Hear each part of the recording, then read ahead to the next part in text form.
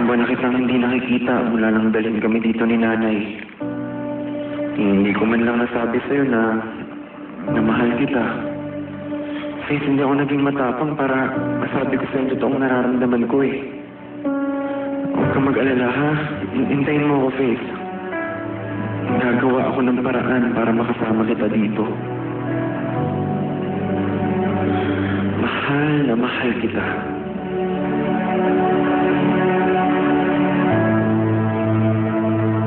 Saan ka pupunta? Hindi ko nga alam eh. Hindi nila sinabi sa akin. Sabi nila, importante daw. Eh. Kailan ka babalik? Hindi ko nga rin alam eh.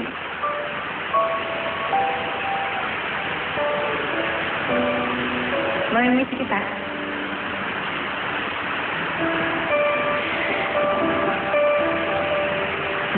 Faith. May sabihin ako sa'yo. Ano yan?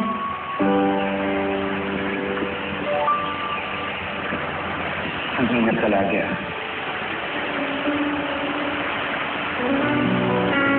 Ganda nung rainbow, no?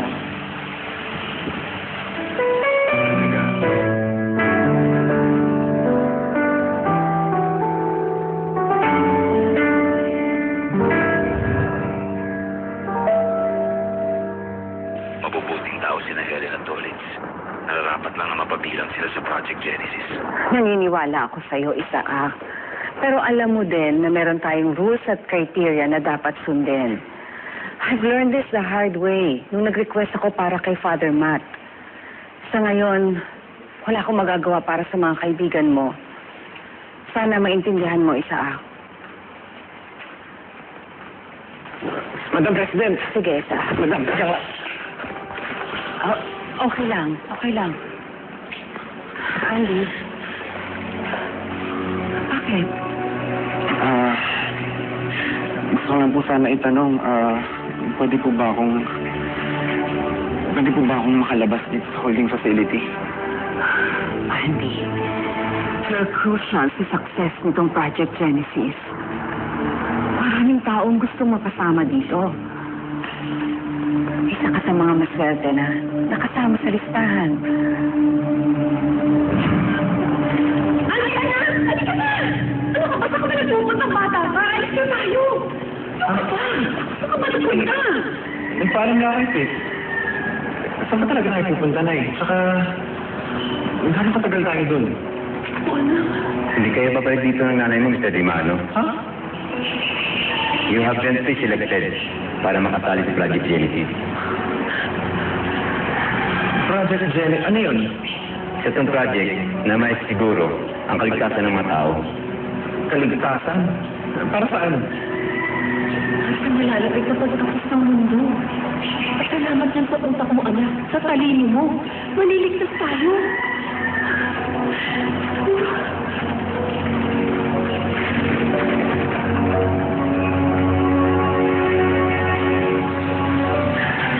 Ano na si Faith?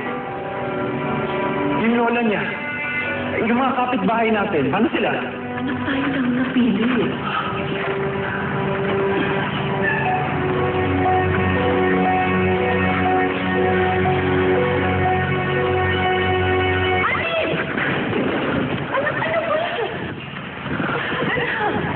Nay! Hindi pwede. Pupunta. Kailangan na natin umalis. Ay, si Faith! Dahil po dito, kaya kami nagkahiwalay ni Faith. Sino si Faith? Best friend ko po. Kung alam ko lang na hindi na ako makakabalik, dapat po pala, inamin ko na po yung nararamdaman ko, no? Mahal na mahal ko po kasi siya eh. Kaya lang, natatakot po kasi ako na baka masira yung pagkakaibigan namin. Kaya ayun, naduwag po ako. Hindi. Pwede Pwede mo pa naman sabihin sa kanya yung nararamdaman mo. Madam, hindi po kasi ganun kadali yun eh. Madam, gusto ko po siyang kasama dito. Kasama ko. I'm sorry, Andy. Alam mo naman na hindi pwedeng mangyari yung gusto mo. I'm sorry.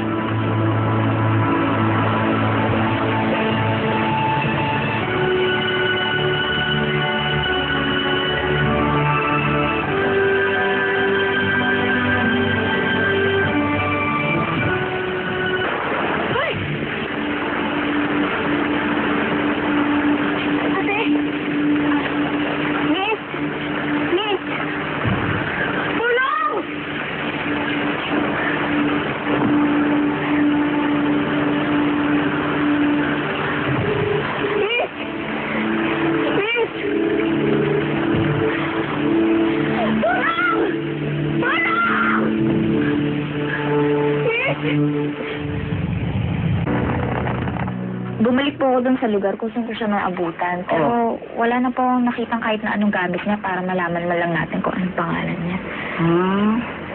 Naku, apo. Walang malapit na ospital dito sa atin eh. Alam mo, pwede dito na lang natin siya bantayan sa bahay natin. Puro galos lang naman po yung meron siya eh. Tsaka, tong sugat na to, pero mababaw lang naman. Bakit kaya hanggang ngayon wala pa rin siyang malay? Hinahanap kaya siya ng pamilya niya, la?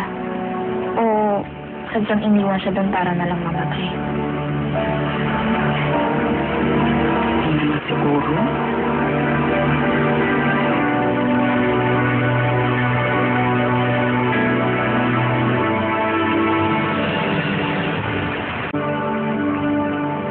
Ate? May anak ka ba? Meron ka bang asawa? O boyfriend? Kasi sa itsura mong yan, posibleng wala. Kahit asawa o boyfriend. Kung ano man yun, siguro hinahanap ka na ng taong mahal mo. Kahit saan nagpupunta siya, mahanap ka lang niya. Tapos malay mo, bigla nga na siyang dadating dito. Tapos may kita ka niya. Tapos para kang si Sleeping Beauty na halikin niya. Bigla ka na lang gigising.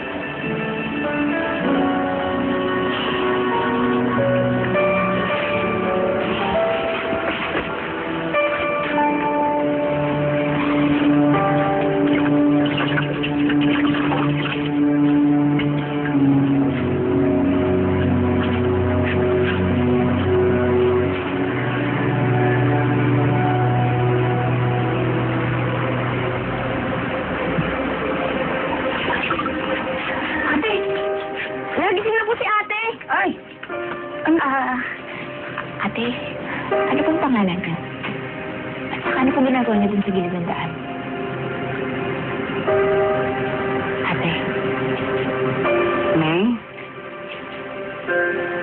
Neng? Naririnig mo ba kami ng apo ko?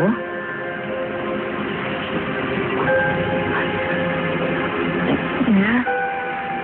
Ano nangyayari sa kanya? Bakit parang hindi niya tayo naririnig o nakikita?